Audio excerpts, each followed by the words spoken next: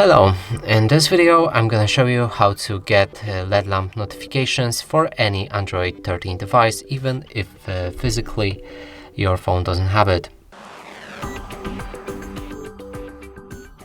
So in order to do this, we'll need to open our Google Play Store. Here find app called Notify Buddy.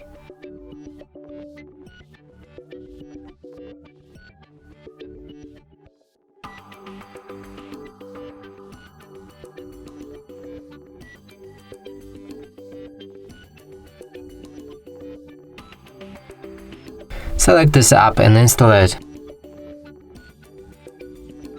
After installation process is complete, you'll be able to open it. Here, grant 3 permissions to this app. So just simply click on the grant. Here, find Notify Buddy and allow display over the other apps. Do the same thing with notification permission. And the last is battery optimization, and it's optional, so you don't need to disable it unless the app doesn't work properly. From here, we'll be also able to use this app, so choose any of these user apps that you've just downloaded on your device to get custom LED lamp notifications. In System, you can find all system-bound apps. In Active, you can find all apps that you've just activated. In the settings, you can change anything about your LED lamp, like its size, shape, color, placement on the screen.